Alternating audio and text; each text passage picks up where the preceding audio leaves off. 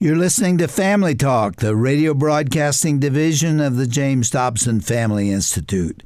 I am that James Dobson, and I'm so pleased that you've joined us today.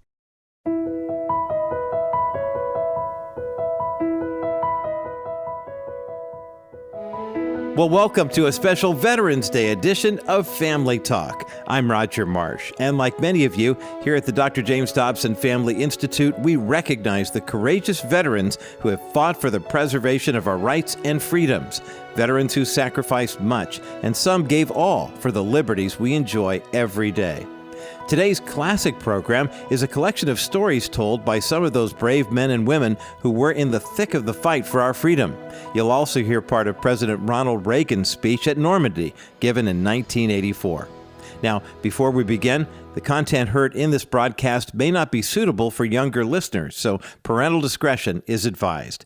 Here now are some very courageous United States veterans right here on Family Talk.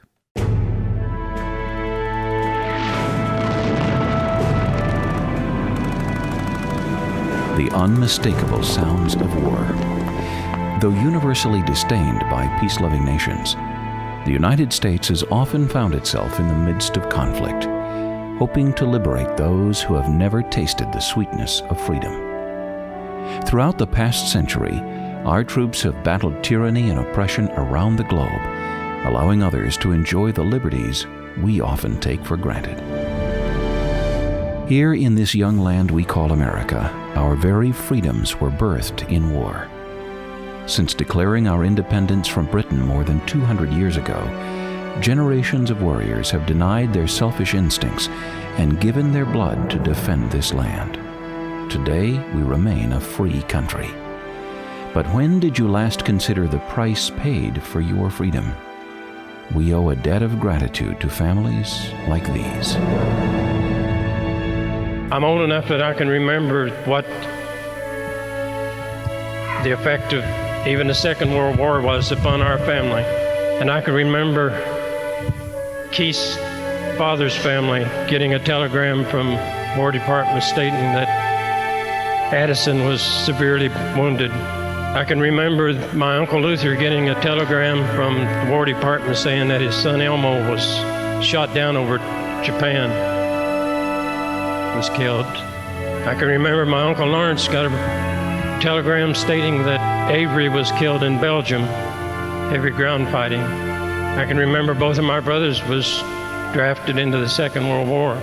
And then for some reason I got old enough, but I was drafted. And I can remember a 19-year-old farm boy that landed on a troop ship in Pusan Harbor, South Korea. We was put on an old steam engine train with wooden boxcars. We was given live ammunition and told that we would probably need this before we got to where we was going. We rode on a train to just south of Seoul, Korea, and as far as we go because all the railroad tracks was bombed out. We was put on trucks and taken another 10 miles. I kept watching in front of us and I thought there was a severe storm because I could see lightning and I could hear the roar. And the farther we went, the brighter it got, and I knew that it wasn't a storm of what I knew. Trucks picked us up and took us within about 2 miles behind where the fighting was at, and we spent 2 days there until we was dispersed to units that was really been hit and needed us the most. 2 o'clock in the morning, we walked in to the storm that I'd watched. And I remember the next day that I hadn't time enough to start a letter home. And I remember writing in that letter that last night we walked through the gates of hell. I can still see the faces of the 19-year-olds that wasn't as lucky as I that came home in pine boxes. I can still see the faces of the ones that came home, not a whole body as they went with.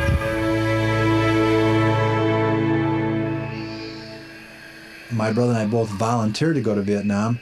and went to Vietnam the end of 1965. My first baptism of fire, my company was on a search and destroy mission all day long. Landed in a field, dug in, flares going off all night long. Nobody slept. The adrenaline, the anticipation. That morning at dawn, about 5:30, we began our sweep. It was over 120 degrees that day, and we'd had about 20 casualties from heat exhaustion and heat stroke. And by 3:30, we were just totally physically exhausted, soaking wet with sweat, leeches on your arms and legs. And as we crossed that field, we were coming up to a patch of jungle. And what we did not know is we had pushed a whole enemy battalion, 650 Viet Cong regulars, into a peninsula.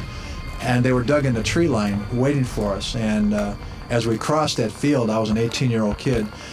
My platoon sergeant was standing 6 feet away from me on my right. My best friend, Danny, I'd gone through training with, was on my left. And as we got close enough for the enemy, when they opened fire, I was talking to my platoon sergeant. And as I was talking, looking at him, when they opened fire, a 50 caliber machine gun hit him right in the top of his head. And as I threw myself down to the ground, my best friend Danny was hit in the chest with the 50 caliber machine gun, killed instantly, both of them. We suffered 40% casualties in that one operation. I can't describe what it was like as an 18-year-old kid putting those bodies in those burial bags. I remember walking over to Danny laying in grass knee high, and he was just laying there looking up into the sky and those empty eyes. And I remember carrying his body. We put it in the burial bag, and I remember picking it up myself and carrying it to the chopper. But because the chopper's such a target, they have to get in and get out. And because there's so many bodies, as I laid his body in the door of the chopper, the men in the chopper, all they could do is grab these nameless bags and throw them in the back to make room for more bodies. And not all the months of training prepared me for that moment. It was like something died inside of me. In the armed forces, the cruel reality of war dictates that those you serve with can be ripped from your lives without mercy. A respected lieutenant or a captain, the private you sat with at breakfast just a few hours earlier, or a Marine like Shane Childers. As Alpha Company came across the border the night of March the 20th, within a few hours, March the 20th became March 21st because we went across around 9 or 10 o'clock at night. And Shane, being a platoon commander, was out there directing where his men will go and often asking them to follow him. He was leading his men in an assault on a gas oil separation plant. They had just about secured the area for the most part. All they could see were, burning hulks of tanks and bunkers. Most of the Iraqis had surrendered. There was some sporadic gunfire. But as he was assembling his men to get back in their armored vehicle to continue to go and reconnaissance the area, a truckload of Iraqi soldiers came barreling out of sort of a hidden bunker and essentially just opened fire on that clustered group of Marines. But as the truck went by and fired, as I said, one shot did get Shane. It hit him below his bulletproof flak jacket, such that within, I think, 5 or 10 minutes, Shane had died. And he died there with his platoon sergeant right at his side with his men. Shane, a young man who all his life wanted to be a Marine, but a young man who, as a young boy, saw a Marine standing guard in Iran at an embassy and said to himself, that's exactly what I want to be. I want to be a U.S. Marine. But loved his men dearly, led them heroically, a man that his Marines loved. In fact, many of them said he was really like a coach to us because of the way he loved us. He was frequently in my office just to ask advice on how he could best meet the needs of his men, their marriages, their relationships, financial problems. And so to lose a man like that the first day was very difficult. The death of a comrade is agonizing, but the heartaches of a soldier's life aren't limited to the tragedies on the battlefield. When he puts his gun aside at the end of the day, his thoughts may drift back to his family, or another challenge is looming. It's at times like these that chaplains are called upon to soothe battle-weary souls on the front lines. You take 1,100 men away from their families, and stuff begins to unwind. And I had the great privilege of going from tank to tank, Bradley fighting vehicle to Bradley fighting vehicle, trench to trench, and sitting with men as they pulled out pictures of their babies and said, Chappie, I'm missing my daughter's birthday today. and they begin to cry, and I'd hold them. Chappie, I got a call from my wife when I went to the MWR phone last night. She's going to leave me. She can't take this military life anymore. Well, who's a warrior turn to in a time like that? Chappie, my daughter's going to have an emergency surgery. Chappie, there's not enough money to pay the bills. Day after day, hour after hour, what a great privilege to pray with young men, to help them hold together as they sacrifice so that we could be free. Who are these men and women called upon to give sacrificially of their time, of their lives, for our nation? They're your friends and your coworkers, the kid up the street, the girl who used to cut your hair, your uncle, your father, your son, your daughter. There are few who know today's troops like Lieutenant Colonel Oliver North. Not only did he serve as a Marine for 22 years, but he's also spent weeks on the front lines with today's military. Colonel North provides a striking description of America's young soldiers. Average age 19 and a half years of age. Not old enough to buy a beer. For back here in the States, this youngster would be wearing cutoffs and Nikes, and we call him a boy, but because he's in war, we call him a soldier, sailor, airman, Marine. He had a job in high school that he used to buy a car that was on average 10 years of age. Used the car to take his high school sweetheart on dates. When he asked her to wait for him when he went off to war, she said she would, but she probably won't. When he gets back, she'll have a new boyfriend. He'll call him a wimp, and he'll be right, and she will know it. He writes to her about 3 times a week. Actually, he writes about 3 letters a week. 2 of those letters go to his girl. 1 of them goes to his mom, although he will never admit to the latter. Never admit that he writes to mom. He's got a short haircut, tight muscles, wears a 4-pound Kevlar helmet, 20-pound flak jacket with armor plates, can walk all day in 100-degree heat with a 50-pound pack on his back. He's gone weeks without bathing, but he cleans his weapon every day. He can use his own weapon like it was part of his body, and his body like it was a weapon, and he can use either or both to save a life or take one, because that is his job. Before he went in the military, this is a guy who couldn't have been bludgeoned into cleaning up his room, doing his laundry, or God knows, washing the dishes.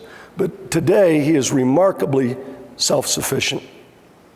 He prepares his own meals, washes and mends his own clothes, digs his own foxhole and latrine, and keeps his canteens full and his feet dry. The kid who once wouldn't share a candy bar with his little brother, today will give his last drop of water to a wounded comrade. He'll give his only ration to a hungry Iraqi kid, and he'll split his ammo with a mate in a firefight because he knows they both need it. He's a remarkable young guy. He knows that grown men don't cry, because that's part of what we've been taught in our culture. But I have seen him weep unashamed over a fallen comrade. I've watched him hold them in their arms as they died. After one such incident, the corpsman was trying to take the body of his squad leader from a young wounded Marine. The squad leader was dead. They take the squad leader's body out of his arms. Young Lance Corporal stands up and looks at me and he says, "You know, Colonel, heroes aren't just defined by how they die, but by how they live." The last 18 hours has brought the greatest air attacks of all time against Germany. Thousands of Allied heavy bombers attacked military targets in the Cologne area within 40 miles of the battleground at Aachen, where American ground troops continue to make some progress. I'll never forget that morning. It was on October the 12th, 1944. We had just gotten over the target and released the last of our 500-pound bombs. This huge B-17 bomber sustained a direct hit under the belly of the bomber. when this shell exploded, I was sitting, I had a piece of armor plating to my back. I had my legs crossed. And a huge hole about the size of a grapefruit went right between my legs. And on the right side of my leg, there was about 3 holes the size of a baseball. And they were holes that went through the top of the plane. And my face was filled with splinters from the catwalk and pieces of metal from the body of the plane. And it just engulfed my face, and I said, "Oh Lord, I'm blind." And I shook my head, shook it off, and there I was completely not a scratch, not anything the matter with my eyes. And then all of a sudden, it went in a spiral, a deep dive downward. We were pinned with centrifugal force. My back went up against the top of the bomber, and my arms and my legs were dangling down, and I couldn't get to my escape hatch. You see, at 29,000 feet, it was about minus 50 below zero, and we had electric heat line suits on. Also, we were on oxygen, and the first thing that happened, we realized that our oxygen was gone, and we began to gasp for breath, knowing at 29,000 feet, just a few minutes, few seconds, or maybe a few minutes, it's death, or else we'll pass out. We began to pray and ask God to help us make a right decision before we bailed out. First prayer was answered. The big bomber went out of that steep dive and it leveled off a little like this. I fell on my hands and knees back down to the belly of the plane, and I crawled to my right about 8 or 10 feet to my escape hatch. See, when I pulled this fleece-lined glove off and I grabbed this metal object to release it, my hand froze immediately. I didn't have strength to release my hand. And I asked Doug Johnson, I said, "Doug, help, I'm in trouble." And Doug came and he put his hand over mine. And together we gave it a jerk, and the big door flew open in space. Neither had ever jumped, and we were terribly frightened. And I said, "Doug, this thing's on fire, it's going to blow up." Doug jumped. And Doug said, "Look at your parachute." He said, "I can't jump." You see, the red ripcord handle should have been right here, and there was no red handle, no ripcord handle. In fact, there was no parachute, and it exploded like in the waist of the plane. And Doug said, "Kaiser, we've been friends too long. I'm going to ride this bomber down with you. If it burns, if it blows up, I'll die with you." And I said, "Doug, thank you, but don't be a fool." When I told Doug to jump, I saw him jump. As soon as he released from the plane, I saw him pull the ripcord, and his parachute opened, successfully opened. Then I began to wad up the contents of this tangled parachute. I began to compress it just a little like this, little at a time. I got an object small enough that I thought I could jump out. And I prayed a little prayer, and I said, "Lord, I don't know what to do. Looks like death is imminent. And Lord, I need a word from you." And it seemed like the Lord said, "H.C., I'm a God of miracles and of sheer faith. 29,000 feet, if you jump out, I'll show you." With that in mind, I leaped out. When I cleared the bomber, I opened my arms like this, and I turned the contents of the parachute loose. It didn't open, it was just all tangled, and I was falling faster and faster like this. And in despair, I just bowed my head and I said, "God, thousands of miles away from my pastor, my godly parents, and Lord, maybe you can't open this parachute." And when I told the Lord he couldn't, he showed me that he was a God of miracles. The parachute did open. Otherwise I wouldn't be here, would I? I looked up, a beautiful sight. The parachute had opened. And you know why I fell all that many feet before it opened? Because right up over my machine gun was an oxygen bottle that I'd clip it on my harness, and it would sustain life for 8 to 12 minutes. When the big bomber went in this dive, that bottle came loose, and it was bouncing down through the waist of the plane, and I couldn't catch it. I didn't have enough wind to chase it. And the good Lord let me free fall all that distance until I got down in the atmosphere where there's plenty of oxygen, and he just said, "Okay, I'll do the miracle now, I'll open it." And I looked up and I saw that beautiful sight. Perhaps one of the most dramatic moments in American history occurred on the banks of Normandy. nearly 2/3 of the brave soldiers who stormed the beach that day died. Marking the 40th anniversary of the D-Day invasion, the late President Ronald Reagan stood on the wind-swept shores of France and spoke of the unparalleled determination those men displayed. At dawn on the morning of the 6th of June, 1944, 225 Rangers jumped off the British landing craft and ran to the bottom of these cliffs. Their mission was one of the most difficult and daring of the invasion: to climb these sheer and desolate cliffs and take out the enemy guns. The Rangers looked up and saw the enemy soldiers at the edge of the cliffs shooting down at them with machine guns and throwing grenades, and the American Rangers began to climb. They shot rope ladders over the face of these cliffs and began to pull themselves up. When one Ranger fell, another would take his place. When one rope was cut, a Ranger would grab another and begin his climb again. They climbed, shot back, and held their footing. Soon, one by one, the Rangers pulled themselves over the top, and in seizing the firm land at the top of these cliffs, they began to seize back the continent of Europe. 40 summers have passed since the battle that you fought here. You were young the day you took these cliffs. Some of you were hardly more than boys with the deepest joys of life before you. Yet you risked everything here. Why? Why did you do it? What impelled you to put aside the instinct for self-preservation and risk your lives to take these cliffs? What inspired all the men of the armies that met here? We look at you and somehow we know the answer. It was faith and belief. It was loyalty and love.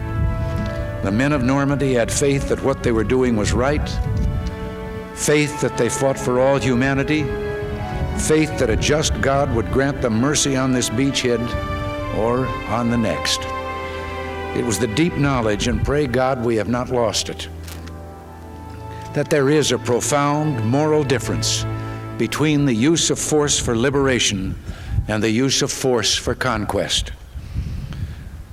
You were here to liberate, not to conquer, and so you and those others did not doubt your cause, and you were right not to doubt. You all knew that some things are worth dying for. One's country is worth dying for, and democracy is worth dying for because it's the most deeply honorable form of government ever devised by man. Something else helped the men of D-Day: their rock-hard belief that Providence would have a great hand in the events that would unfold here, that God was an ally in this great cause. And so the night before the invasion, when Colonel Wolverton asked his parachute troops to kneel with him in prayer, he told them, "Do not bow your heads, but look up so you can see God and ask His blessing in what we are about to do." Strengthened by their courage, heartened by their value, and borne by their memory, let us continue to stand for the ideals for which they lived and died. I would like in some way for them to remember not so much what I did, but what the ones that died did. It used to bother me that I would think, now, Lord, why did I live through this and all these good people didn't? Why were they killed and why wasn't I killed? Why did you let me live? I don't know the reason. I probably never will, but maybe it was because He left me so that I could maybe pass the lesson on to the other people that we died trying to preserve the freedom that we have and to pass on the lesson that freedom is not free. Somebody's got to pay for it. And that's what I'd like to pass on, to let them enjoy these freedoms, know that someone paid dearly for them, and be ready to help pay for them if the time should ever come.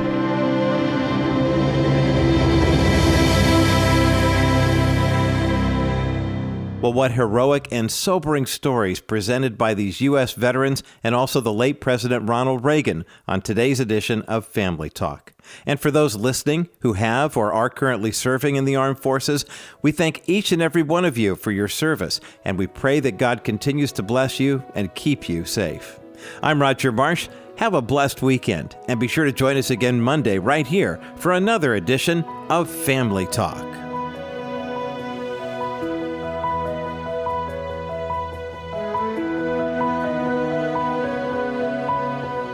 This has been a presentation of the Dr. James Dobson Family Institute. Well, thank you, everyone, for tuning into our program today. You may know that Family Talk is a listener-supported program, and we remain on the air by your generosity, literally. If you can help us financially, we would certainly appreciate it. God's blessings to you all.